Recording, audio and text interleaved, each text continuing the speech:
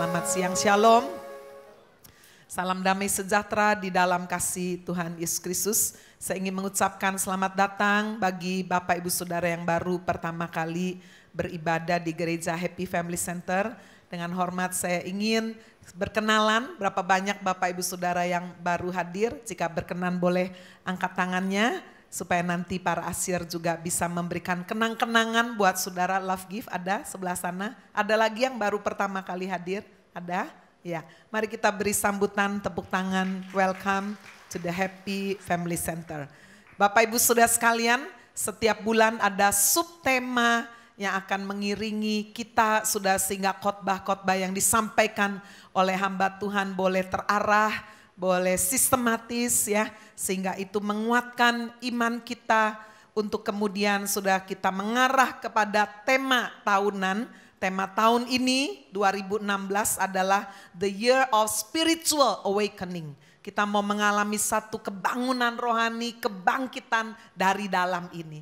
Dan minggu ini sudah merupakan minggu terakhir di bulan Januari. Subtemanya adalah Fresh Anointing, urapan yang baru. Bapak Ibu Saudara, jika kita lihat di dalam Alkitab dibagi menjadi dua bagian. Ada perjanjian lama ya, terdiri dari 39 kitab. Ada perjanjian baru terdiri dari 27 kitab. Dan sudah di dalam perjanjian lama kita melihat satu kehidupan orang-orang percaya, khususnya Allah memilih satu bangsa, yaitu bangsa Israel. Dan saudara, kalau umat Tuhan ingin membawa doa kepada Tuhan, mereka nggak bisa bawa doa itu sendiri ya. Doa pengampunan dosa atau apa saja harus melalui imam. Imamlah yang menjadi wakil antara Allah dan manusia. Untuk itu sudah imam harus dipilih oleh Tuhan dan sebagai tandanya diurapi dengan minyak. Ya, itu satu tanda Tuhan memanggil, Tuhan mengutus, Tuhan memberikan wewenang. Demikian juga jika bangsa Israel ini ingin mendengar firman Tuhan, nggak bisa langsung. Itu juga harus melalui nabi. Nabi itulah mulut yang dipakai oleh Tuhan. Para nabi ini pun jika dipilih, ditunjuk Tuhan, dia pun akan diurapi oleh minyak ya, sebagai satu tanda pilihan. Dan yang ketiga, saudara, bangsa ini diperintah oleh raja yang mengurusi manajemen, yang mengurusi bagaimana bangsa ini boleh bernegara, boleh memiliki kemajuan secara ekonomi dalam seluruh aspek hidup mereka. Raja pun harus dipilih dan diurapi minyak. Tetapi Bapak Ibu Saudara, di dalam perjanjian baru, Yesus sungguh menyempurnakan hukum Taurat. Itu sebabnya Bapak Ibu Saudara sekalian, firman Tuhan berkata, kamulah bangsa yang terpilih. Ya, bukan lagi Israel, kita semua bangsa apa saja yang percaya Yesus, kitalah, we are the chosen generation. Kita menjadi generasi yang terpilih, imamat yang rajani ya, bukan lagi pilih imam-imam ya pakai baju-baju panjang ya sudah membawa doa-doa, enggak lagi. Kita, saudara dan saya orang percaya adalah imam-imam yang berkerajaan, bangsa yang kudus, yang telah dipanggil keluar dari kegelapan, masuk sudah kepada terang yang ajaib untuk membawa berita kemuliaan Tuhan, membawa berita keselamatan. Nah, titik balik saudara, orang-orang percaya ini dimulai dari murid-murid Tuhan Yesus. Setelah Tuhan Yesus naik ke surga, mereka berdoa seperti yang diperintahkan Yesus, menantikan turunnya Roh Kudus. Nah, ini merupakan satu turning point, big turning point yang dialami oleh murid-murid Yesus. Itu sebabnya hari ini Bapak Ibu Saudara, saya ingin menyampaikan satu kebenaran firman dengan tema Life with Big Changes. Satu kehidupan yang disertai dengan perubahan-perubahan yang besar. Sudah sekalian, perubahan-perubahan yang besar terjadi dalam kehidupan murid-murid Tuhan Yesus. Ditandai bukan lagi sudah pilihan tertentu, tetapi kepada semua orang yang percaya. Yaitu ketika Roh Kudus turun memenuhi kehidupan mereka. Nanti Bapak Ibu Saudara bisa baca peristiwa ini dicatat di dalam Kisah Para Rasul pasal 2 ayat 1 sampai dengan ayat 13. Murid-murid yang adalah orang biasa, mereka para nelayan, tetapi sudah sekalian ketika Roh Kudus turun, tidak kebetulan sudah turunnya Roh Kudus itu pada hari raya orang Yahudi disebut hari Pentakosta. Arti Pentakosta adalah hari ke-50, the 50th day. Di mana sudah itulah hari di mana bangsa ini mengucap syukur, panen sudah diberkati dan mereka datang saudara dari pelosok daerah, negara, walaupun mereka tinggal di luar Israel, mereka harus datang ke Yerusalem, ke Bait Allah, itu menjadi sentral bagi orang Yahudi. Itu sebabnya peristiwa ini terjadi, sudah Tuhan perlu memberikan tanda-tanda yang supernatural, yaitu dikatakan bahwa ada tiupan angin yang keras memenuhi rumah tempat di mana murid-murid Yesus ini sedang berdoa. Lalu kemudian turun lidah-lidah seperti nyala api bertebaran hingga pada kepala mereka masing-masing. Begitu hebatnya sudah peristiwa ini, sampai di Yerusalem orang-orang dari berbagai macam bangsa bisa mendengar, bisa melihat saudara peristiwa yang terjadi di loteng doa itu. Jadi mereka datang dan menyaksikan bagaimana lidah-lidah api turun di atas kepala murid-muridnya. Yesus dan murid-murid ini sudah berbahasa yang tidak pernah mereka pelajari.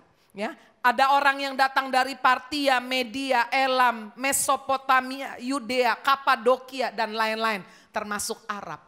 Berarti sebelum Islam masuk, saudara, sudah ada orang-orang Arab ya. Kalau saudara membaca di ayat 11, orang Yahudi, penganut agama Yahudi, orang Kreta, orang Arab. Sudah ada Kristen, ini terjadi abad pertama. Berarti Bapak Ibu sudah orang Kristen Arab menyebut God, Allah apa? Allah kan, itu bahasa mereka. Itu sebabnya Bapak Ibu sudah sekalian kita bisa melihat ini satu peristiwa yang luar biasa. Tetapi hari ini saya ingin membawa penekanan dalam hidup saudara. Kalau murid-muridnya mengalami satu pembaruan yang besar dalam hidup mereka, janji ini pun diberikan Allah bagi kita orang yang percaya untuk dipenuhi Roh Kudus. Amin. Sehingga kita pun kalau mau, saudara sekalian, kita yang percaya, jika kita mau, kita dipenuhi Roh Kudus. Dan kita pun akan mengalami perubahan-perubahan yang besar. Hari ini mari kita melihat hal yang pertama yang dialami big changes. Yang dialami oleh murid-murid Yesus. Yaitu mereka melakukan pekerjaan yang dikehendaki Allah. Saudara-saudara sekalian, hal yang pertama kita membaca di dalam Kisah Rasul pasal 2 ayat yang ke-14. Setelah murid-murid Yesus ini dipenuhi Roh Kudus, dikatakan maka bangkitlah Petrus berdiri dengan ke-11 rasul. Petrus menjadi juru bicaranya, disertai dengan 11 rasul semua bangkit berdiri. Dan dengan suara nyaring Petrus berkata kepada mereka, hai kamu orang Yahudi dan kamu semua yang tinggal di Yerusalem, ketahuilah dan camkanlah perkataan ini. Dan dia kemudian berkhotbah. Saudara bisa membaca khotbah Petrus, orang yang sederhana, nelayan ikan. Tetapi ketika dipenuhi Roh Kudus, khotbahnya diurapi luar biasa, menyentuh begitu banyak orang yang mendengar, menempelak hati orang yang berdosa. Sampai saudara sekalian, mereka berkata, lalu apa yang harus kami lakukan? Mereka menjadi terharu. Kalau saudara melihat Kisah Rasul 2 ayat 36. Mari kita lihat Kisah Rasul 2 ayat 36 sampai dengan ayat 39. Jadi seluruh kaum Israel harus tahu dengan pasti bahwa Allah telah membuat Yesus yang kamu salibkan itu menjadi Tuhan dan Kristus. Bapak Ibu, hal yang pertama yang kita bisa lihat, murid-murid Yesus diwakili oleh Petrus yang membawa berita Injil firman Tuhan. Berita yang fokus kepada Kristus. Beritanya tidak fokus kepada diri sendiri.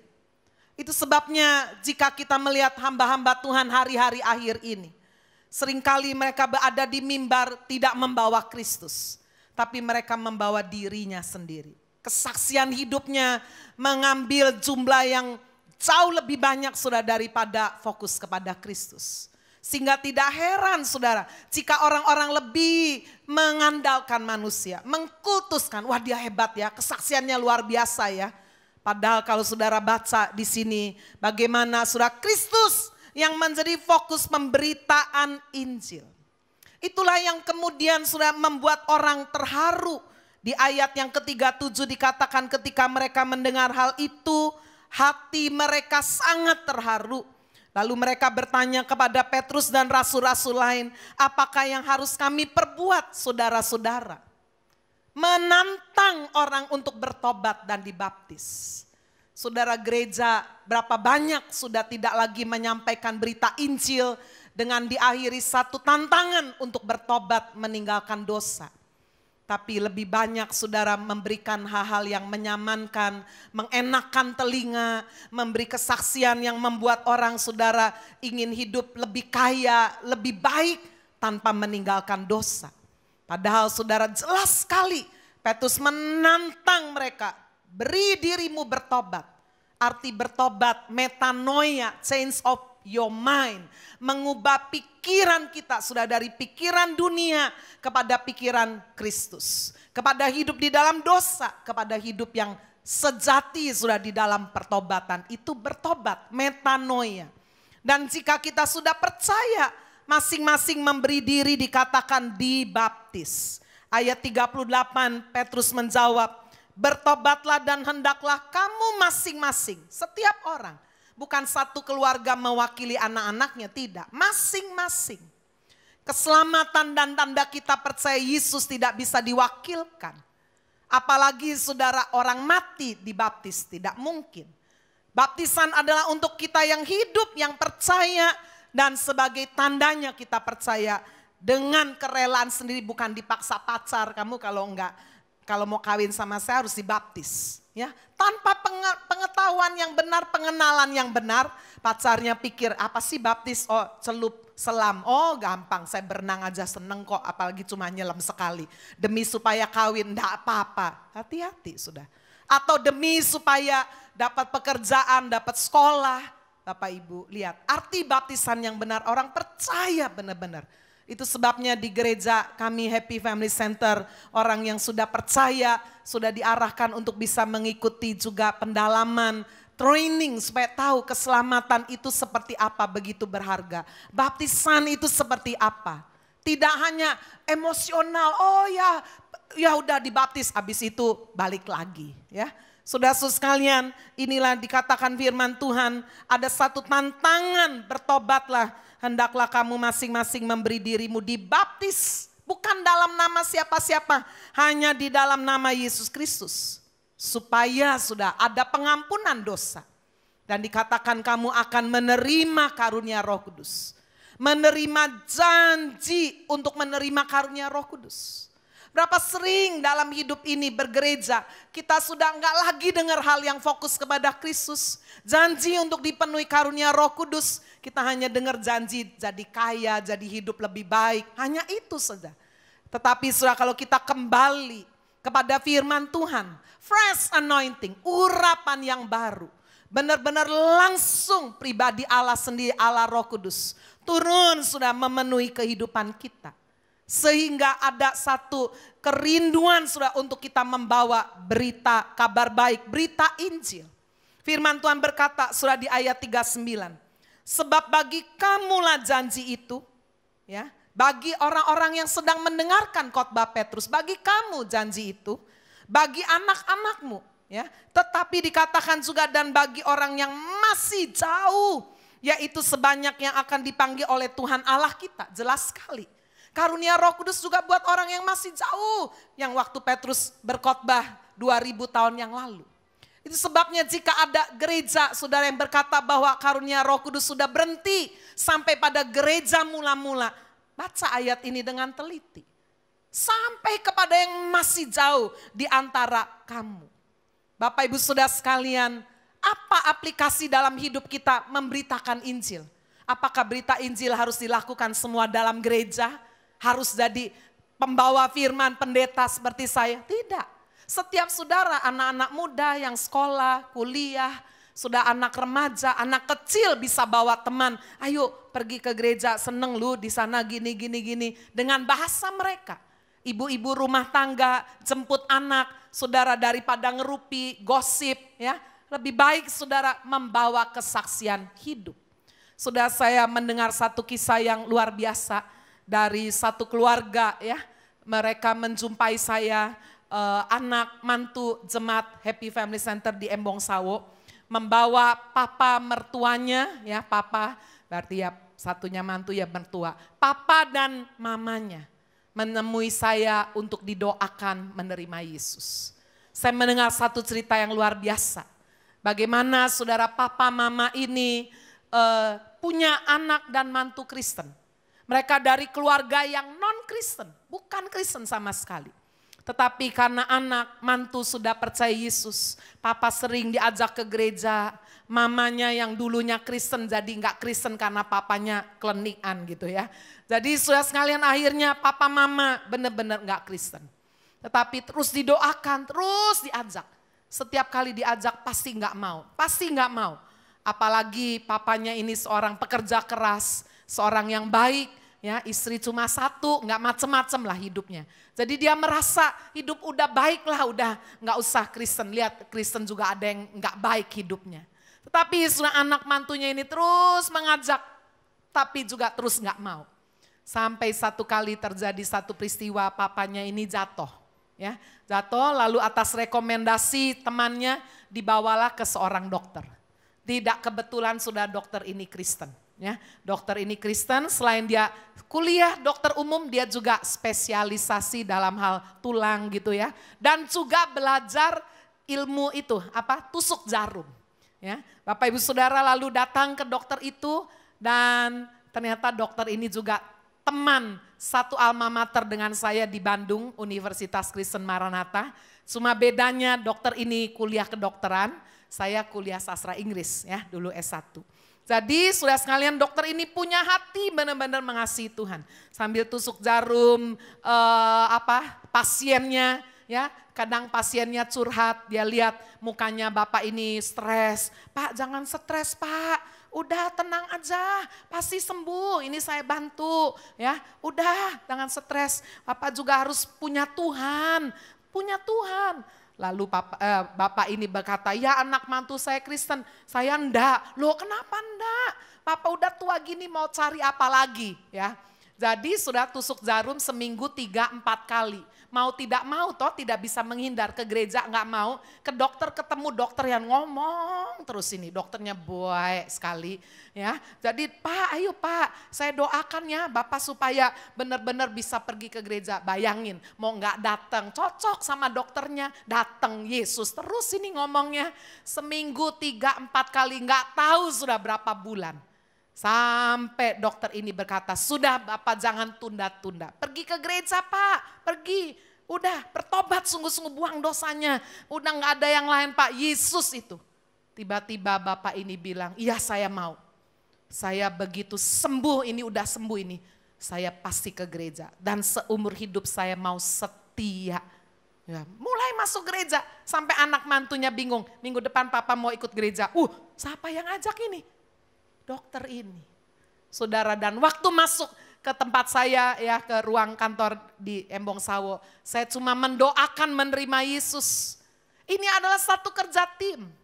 Anak mantunya menabur, terus ayo Pak ke gereja Pak, menabur doa, ayo Pak, nggak mau kan? Terus ya, ketemu dokter ini apakah kebetulan dibawa ke dokter Kristen yang suka bersaksi, suka memberitakan Injil? Tidak kebetulan. Saudara, dokter menyirami benih yang dulu saudara mati ini mulai bertumbuh sampai tumbuh. Lalu tinggal datang ke saya tinggal menuai aja. Ya, jadi yang hebat bukan saya, apanya, ini kerja tim semuanya. Firman Tuhan berkata ada yang menabur, ada yang menyiram, ada yang menuai, tapi yang menumbuhkan satu, Roh Kudus.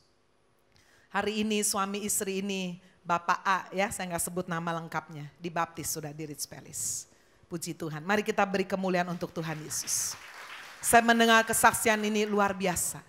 Bayangkan kalau setiap saudara di tempat ini, anak remaja, anak muda, saudara bisa bersaksi. Bukan dengan bahasa pendeta. Nggak usah keluarkan kata bahasa aslinya Yunani, nggak perlu saudara, mereka nggak mau dengar itu. Berikan kesaksian hidup saudara. Sehingga itu menyentuh hidup mereka, mendoakan mereka, ajak mereka. Kalau perlu jemput mereka, kalau perlu pulang sudah traktir mereka. Nggak apa-apa. Supaya mereka boleh sungguh melihat kebaikan kita dan memuliakan nama Bapa di surga. Amin. Itu hal yang pertama, big changes yang dilakukan sudah oleh murid-murid Yesus. Sampai dikatakan 3.000 orang hari itu bertobat. Saudara-saudara sekalian, dan setelah itu kita lihat hal yang kedua yang dilakukan oleh murid-murid Yesus yang dipenuhi Roh Kudus. Mereka mendoakan orang-orang yang sakit. Bapak Ibu Saudara sekalian, apalagi di dunia kedokteran yang sudah semakin maju, kita seringkali melupakan faktor doa. Kecuali kalau sudah kepepet dokter sini, dokter sana, luar negeri, luar mana udah nggak bisa semua.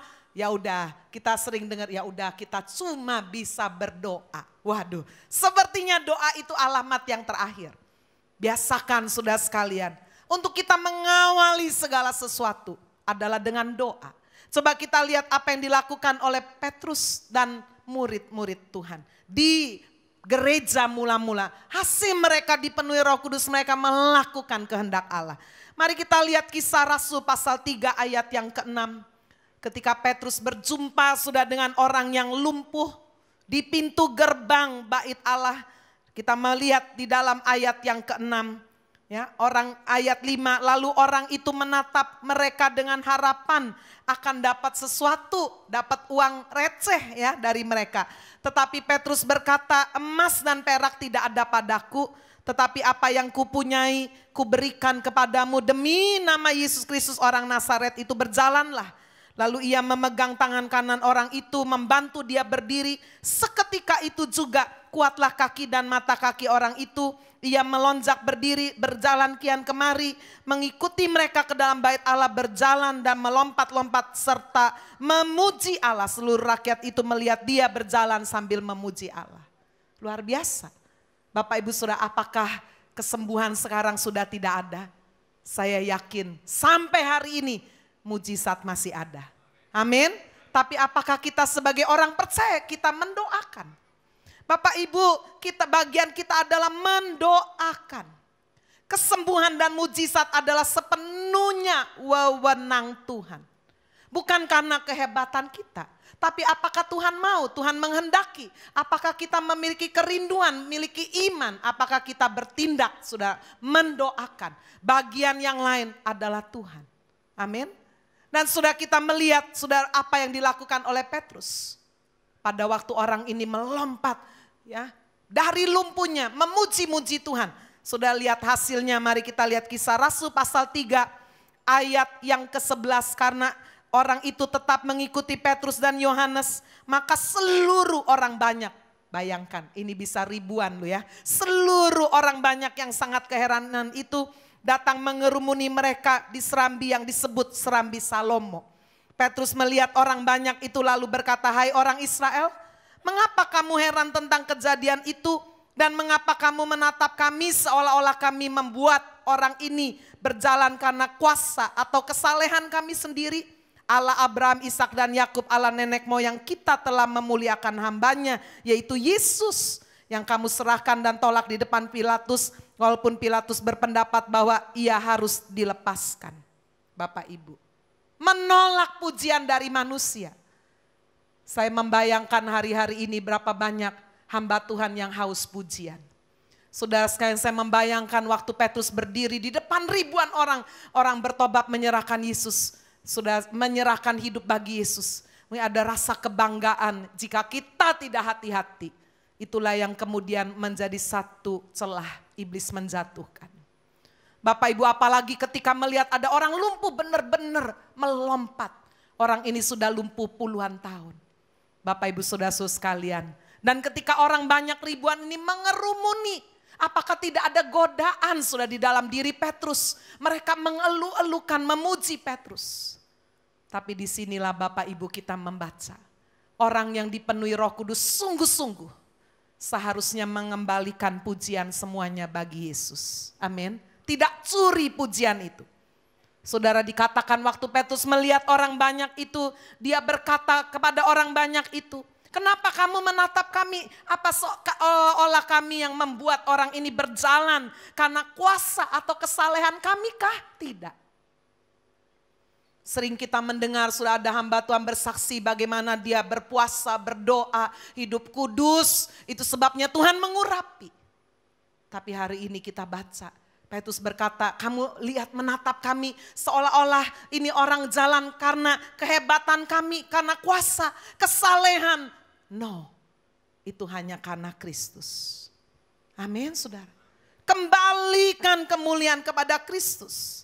Petrus menolak pujian dari manusia. Saudara, dia tidak mau kehilangan sasaran. Kesembuhan bukan satu tujuan.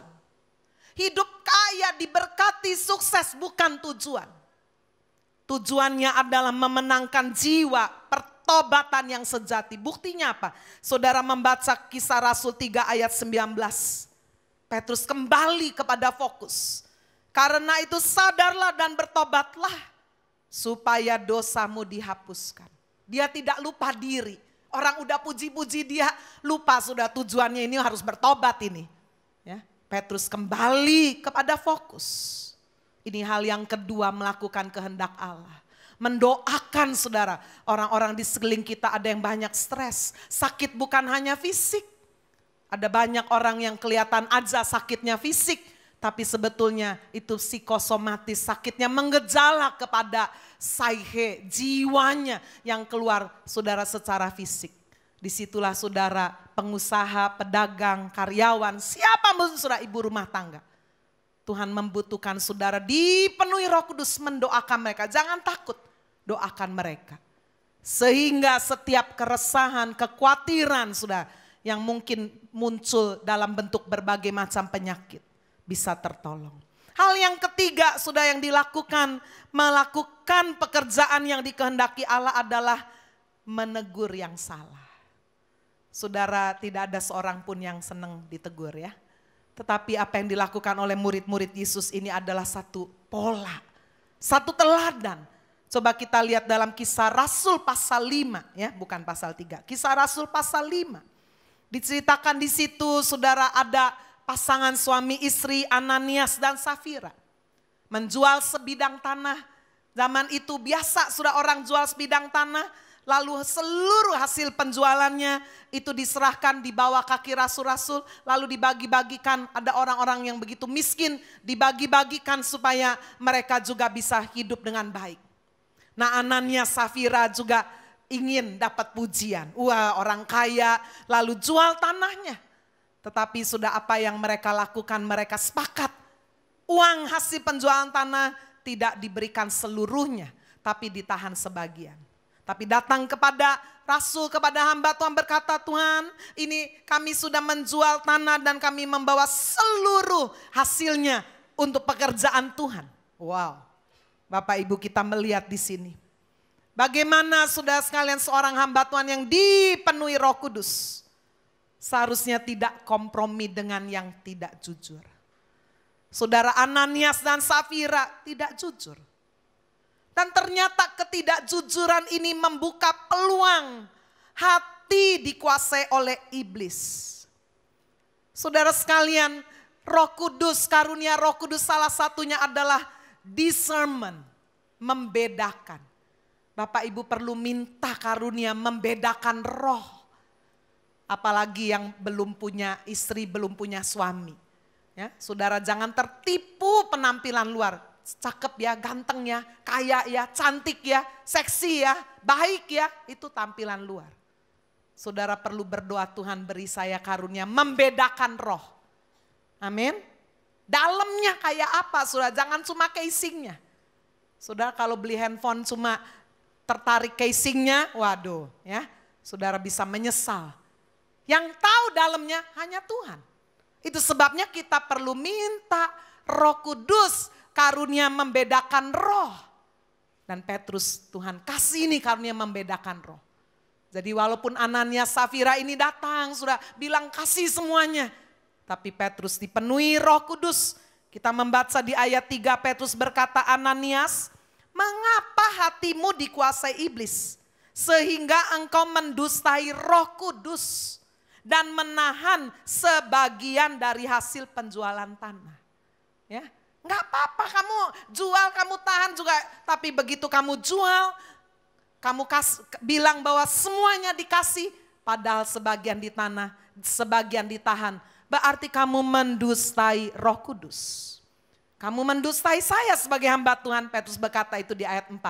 Sama dengan engkau mendustai Allah. Bapak Ibu, hati-hati hari-hari akhir ini. Kita lihat kejahatan luar biasa. Kemarin kita mendapat kabar, nggak tahu saudara dengar tidak ya. Ada satu toko emas di Surabaya yang digendam. Ya, masuk sepasang suami istri orang asing. Saya cerita ini karena udah masuk koran kan. Jadi ini bukan rahasia.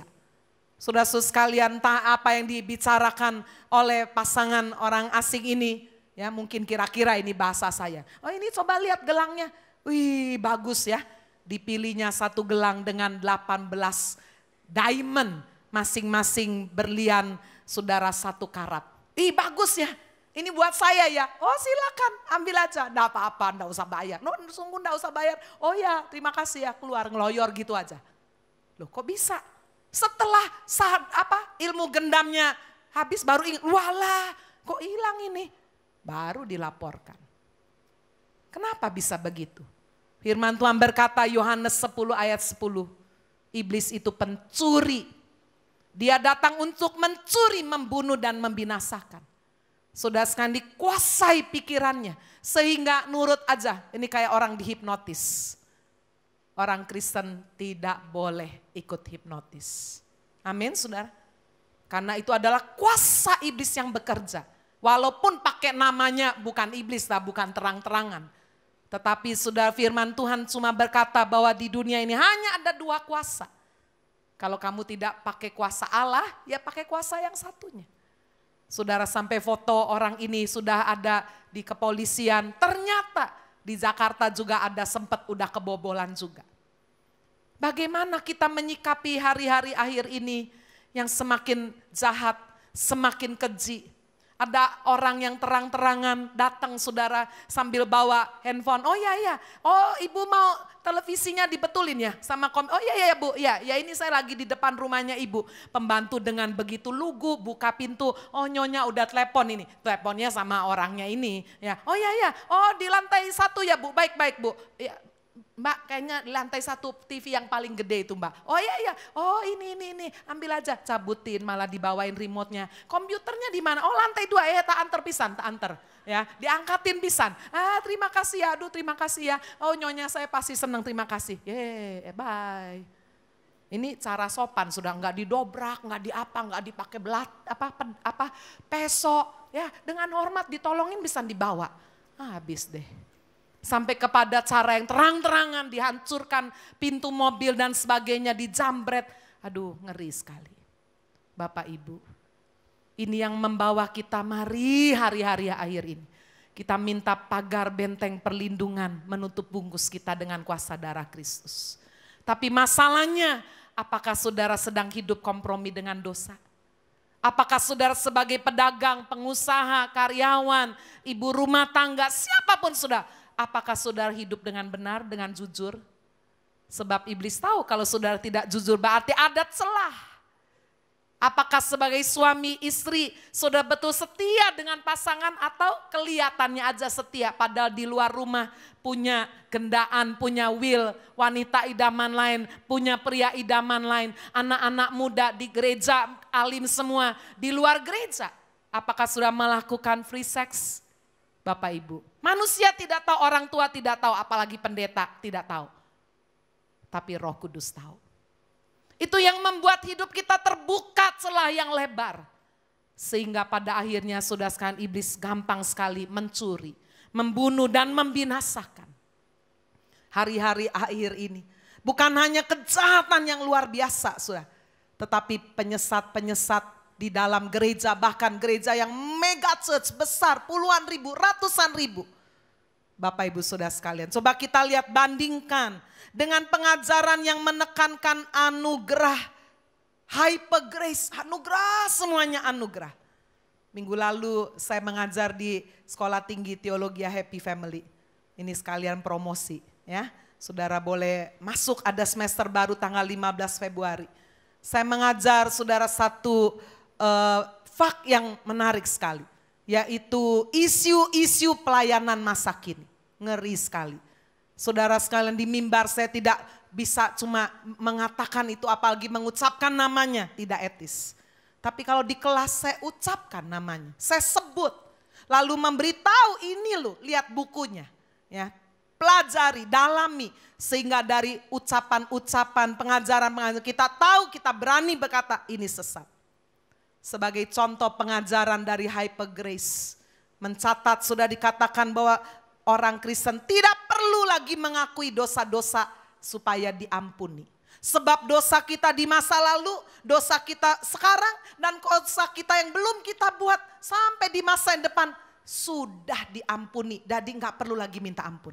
Itu pengajarannya. Lalu sudah yang kedua, tidak perlu lagi mengoreksi diri, introspeksi diri atas dosa kita, nggak perlu. Yesus sudah melakukan semuanya, segalanya, udah cukup, nggak perlu lagi kita divine sorrow. Ada duka cita ilahi, nggak perlu lagi. Jelas dia menulis itu, halamannya ada sudah. Tidak perlu lagi karya Roh Kudus menegur orang percaya, nggak ada lagi. Dia bahkan berani menantang, coba tunjukkan kepada saya mana dalam perjanjian baru Roh Kudus itu menemplak, menegur orang percaya. Tadi baru kita baca. Kisah Rasul 5 bagaimana Roh Allah saudara berbicara melalui Petrus, menegur keras sekali. Bahkan sampai Ananias Safira langsung mati tuh. Bapak Ibu, pengikutnya ratusan ribu, pengikut di televisi bisa jutaan. Bukunya laris kayak kacang goreng. Itu sebabnya jika kita tidak hati-hati Bapak Ibu. Hari-hari akhir ini bukan hanya kita hidup dalam ketakutan, kengerian. Tapi sebaliknya sudah kita hidup dalam kenyamanan yang palsu. Tetapi menggiring kita tidak masuk surga. Hal yang kedua Bapak Ibu, life with big changes. Kalau kita sudah melakukan pekerjaan yang dikehendaki Allah, beritakan Injil keselamatan, mendoakan orang sakit, bukan cuma yang fisik, sakit jiwa, pikiran, stres lebih banyak lagi ya. Atau sakit secara rohani. Menegur yang salah. Orang tua, saudara jangan cuma melihat anaknya baik, tapi kalau dia salah, beranikah orang tua menegur, menasehati. Walaupun saudara sebagai akibatnya bisa apa? Anaknya marah dan sebagainya. Sama seperti saya sebagai orang tua rohani. Ketika saya memberi teguran, nasihat, belum tentu semua senang. Tetapi bukankah teguran itu baik saudara? Sekarang mari kita melihat hal yang kedua, life with big changes. Kehidupan dengan perubahan-perubahan yang besar. Setelah murid-murid Yesus dipenuhi Roh Kudus.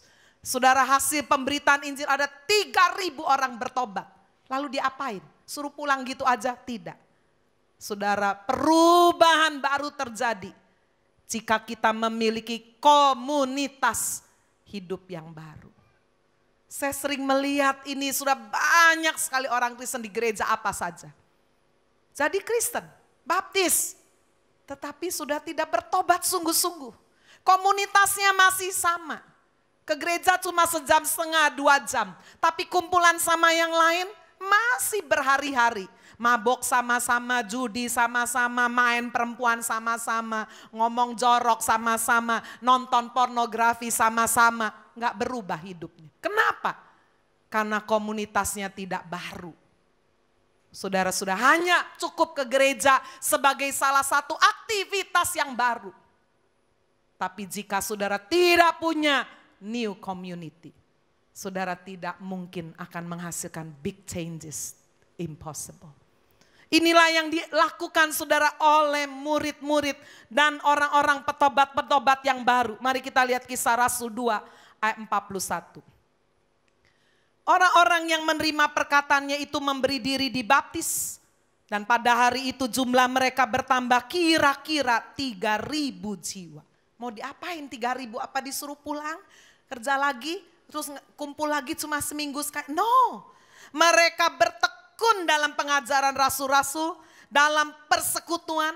Mereka selalu berkumpul untuk memecahkan roti dan berdoa. Maka ketakutanlah mereka semua, sedang rasul itu mengadakan banyak mujizat dan tanda. Semua orang yang telah menjadi percaya tetap bersatu. Segala kepunyaan mereka adalah kepunyaan bersama. Selalu ada dari mereka menjual harta miliknya, membagi-bagikannya kepada semua orang sesuai dengan keperluan masing-masing. Dengan bertekun, dengan sehati mereka berkumpul tiap-tiap hari dalam bait Allah. Mereka memecahkan roti di rumah masing-masing secara bergilir dan makan bersama-sama dengan gembira dan dengan tulus hati. Sudah 3.000 orang, belum ada gedung gereja, mau ditampung di mana? Itu sebabnya pasti cepat diatur 3.000 orang ini dimasukkan ke dalam rumah-rumah. Jadi maksud kumpul tiap hari bukan pengangguran tiap hari, bukan. Dibagi sudah, oh ya hari ini 3.000 orang ini ada yang kumpul di sini, di sini, di sini, di sini, di sini. Komunitas mereka menjadi kecil-kecil, menjadi sehati, sepakat, bertekun dalam pengajaran. Pengajaran itu penting sekali. Saudara, berapa banyak anak-anak Tuhan enggak seneng pengajaran. Senengnya hanya yang lucu-lucu, yang ringan-ringan. Itu sebabnya ketika badai datang, imannya juga amblas. Tetapi kalau saudara senang pengajaran, itu seperti pohon, akarnya kuat, serap air banyak.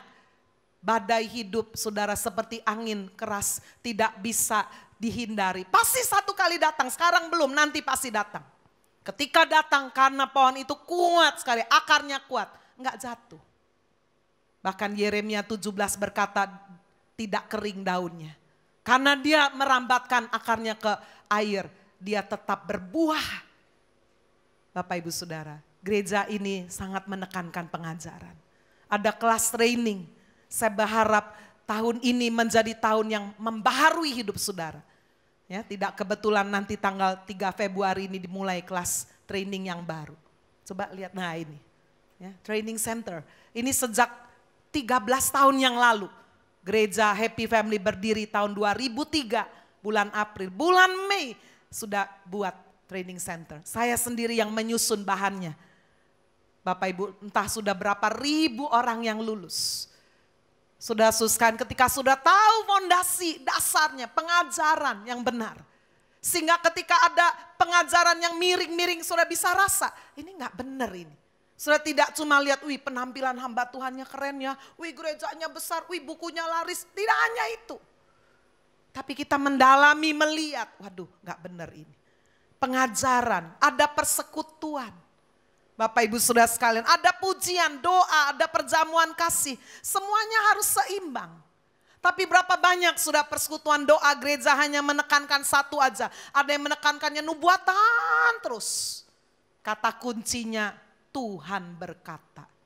Kata Tuhan, waduh. Saya bahkan mendengar sudah ada hamba Tuhan yang punya karunia nubuatan bisa datang kepada satu keluarga suami istri berkata, Tuhan berkata, saya disuruh datang ke rumah Bapak Ibu. Oh ya, untuk apa? Untuk berdoa. Wah seneng dong. Silakan Bu datang, silakan Pak datang. Saya enggak sebut dah ya, pokoknya apa Bu, apa Pak dah. Silakan datang. Udah berdoa, waduh seneng sekali. Ya, baru pertama perkenalan dia belum ngomong apa, datang lagi. Lalu mulai bernubuat. Tuhan mau pakai keluarga Bapak Ibu untuk melakukan pekerjaan Tuhan. Lalu dia mulai sharing. Ini saya lagi bangun gereja ini, Tuhan kasih hati saya, katanya Tuhan akan pakai Bapak Ibu ini untuk membiayai seluruh pekerjaan Tuhan di tempat saya. Gimana ini? Ya. Saudara yang ditatangi bukan cuma suami istri, saudara sendiri. Kalau ada 10 gimana dia ngomong yang sama? Ya udah cuan. Nubuatan. Siapa bicara? Kata Tuhan. Kalau sudah kata Tuhan semua takut kan? Jika saudara tidak dipenuhi dengan pengajaran. Saudara mereka yang mengaku mendengar suara Tuhan, firman Tuhan berkata apa? Di dalam kelas training diajari semuanya. Kalau sudah dengar nubuatan mesti gimana? Di satu sisi kita tidak boleh percaya semua nubuatan, langsung ujilah. Di satu sisi nggak boleh meremehkan. Kita perlu hikmat Tuhan, kita perlu discernment, kita perlu karunia membedakan. Ada saudara persekutuan gereja yang hobinya pelepasan terus. Wah, di dalam dirimu ada setan, ada merak, ada ular. Ya lepaskan. Ya, minggu depannya ada lagi. Waduh, ada kalajengking, ada kelelawar ini. Waduh, pelepasan terus. Saudara, karena melepaskan orang, ngusir setan susah, setannya diinjili. Wih, gampang kalau setan diinjili itu. Ya, kan orang kalau diusir-usir nggak mau kan? Tapi coba kalau dibaikin, keluar sendiri. Sampai muncul pengajaran itu menginjili setan. Ada. Menginjili arwah orang mati bisa masuk, kita injili. Saking apanya saudara? Saking saudara tidak tahu kebenaran. Diplesetkan kemana tafsirannya. Oh iya ya hebat, ini rahasia. Orang gak tahu lu, saya bisa tahu. Goblok itu saudara, aduh sorry ya kalau ngomong. Karena saya gregetan saudara lihat ini. Penyesat-penyesat. Bukan hanya mengincar uang. Tetapi mengincar saudara sekalian kekuasaan. Mengincar apa? Kehebatan, hebat. Saya bisa ngomong sama setan. Setan itu pendusta, pembohong, gak boleh diajak bicara. Waduh saya tahu, taunya dari mana? Itu roh di dalam diri dia yang ngomong, lu baca itu firman Tuhan dari sejak awal. Tidak ada yang benar di dalam diri setan. Dia pendusta, bapak pendusta, kok diajak bicara, kok komunikasi. Iya katanya ini yang ada di dalam dirinya, ini emaknya. Emaknya yang sudah mati sayang banget. Jadi saya injili emaknya yang sudah mati ini. Supaya dari neraka dipindahkan ke surga. Waduh. Saudara nginjili orang hidup aja susah. Ini pakai nginjili orang mati. Bapak Ibu, lihat penyesat di mana-mana.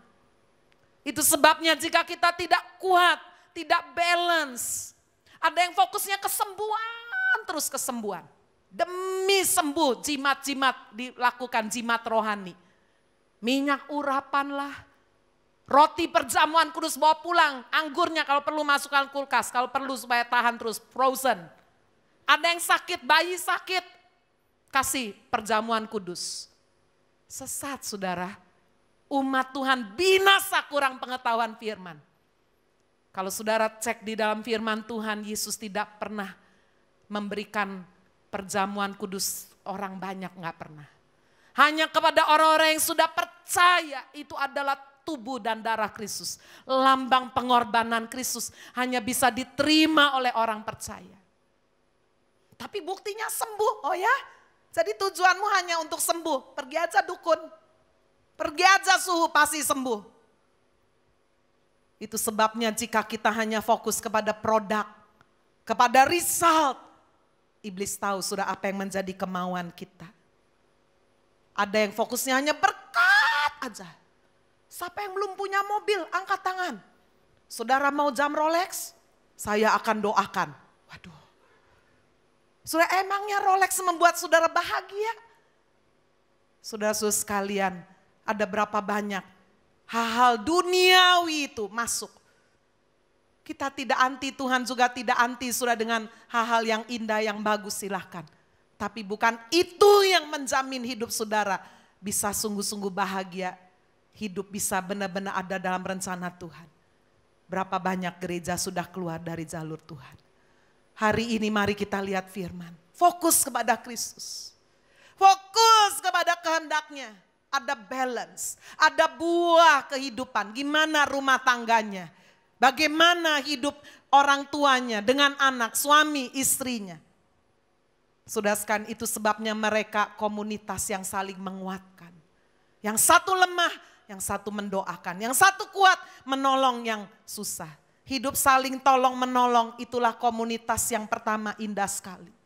Tidak individualistis. Kamu miskin, salahmu sendiri. Tidak. Saling tolong menolong. Sesuai dengan keperluan masing-masing. Itu seperti satu batasan ya. Karena firman Tuhan tahu sudah ada orang yang juga suka memanfaatkan kebaikan orang. Ada banyak juga hamba Tuhan memanfaatkan kekayaan jemaatnya. Itu sebabnya kita juga waspada, hati-hati. Sudah sekalian, karena ada juga orang yang malas. Padahal firman Tuhan menentang orang malas. Firman Tuhan bahkan berkata orang malas jangan makan. Wah, hamba Tuhan malas jangan makan. Saya kalau diminta untuk bawain seminar untuk hamba Tuhan desa galak saudara. Sebab ada banyak hamba Tuhan desa kesini minta dapat 150, kesini minta 150. Lumayan, 1 bulan yang ngantongi 3 juta, 5 juta gak usah kerja. Cuma bikin proposal minta aja, kerja gak mau. Waduh, itu sebabnya bagaimana mereka bisa menumbuhkan iman rohani jemaat. Bapak Ibu Saudara, firman Tuhan berkata jangan malas kepada semua. Termasuk anak muda di tempat ini yang orang tuanya kaya-kaya. Jangan andalkan kekayaan orang tuamu, kerja. Amin saudara. Kalau perlu saudara sekolah di luar negeri sambil kerja, masuk ke McDonald lah, cuci piring lah, melayani tamu. Ini orang konglomerat yang di Shanghai aja sudah Soho ya kalau tidak salah itu real estate itu. Anaknya biarin izinkan kerja di McDonald. Yang kaya bapaknya jangan lupa. Tapi berapa banyak saudara sekalian, hari-hari ini kita tidak hidup sesuai dengan kebenaran firman. Karena kita sudah hanya mengejar hal-hal yang fana. Jangan marah sebaliknya jika saudara tidak ditolong, tidak diberi. Ya, ngamuk kalau nggak diberi. Tuh lihat dengar kata firman Tuhan, Agnes juga bilang harus menolong. Iya kalau saya nggak mau menolong gimana? Dipisui sudah, dikutuki. Jangan. Orang mau menolong atau tidak itu adalah haknya. Betul? Jika saudara sudah kasih beban, dia nggak mau menolong, nggak mau memberi. It's up to you. Saudara-saudara sekalian, andalkan Tuhan, jangan berharap manusia. Hari ini saya membagikan 2 pokok pikiran yang sangat penting. Ketika Roh Kudus turun atas hidup kita, Tuhan tidak hanya mau membawa kita memiliki hal-hal yang supranatural yang luar biasa, penuh kekuatan, kuasa, memberitakan Injil, mendoakan orang sakit, menegur yang salah. Tetapi Tuhan mau kita membekali, memperlengkapi diri kita. Karena tidak ada satupun yang kuat, sendiri gak bisa. Kita perlu komunitas. Gereja HFC ada family cell, kelompok kecil. Atau saudara mau membangun komunitas yang baru, saudara bisa laporkan kepada Pak Errol sebagai koordinator. Saudara boleh ikut kelas pengajaran, training. Supaya apa? Kita menjadi kuat. Gereja ini memiliki STT saudara. Dengan satu tujuan supaya kita tidak mudah tersesat. Biarlah semuanya ini boleh kita imbangi dengan kehidupan yang murah hati. Saling tolong menolong. Amin. Tuhan Yesus memberkati kita semua.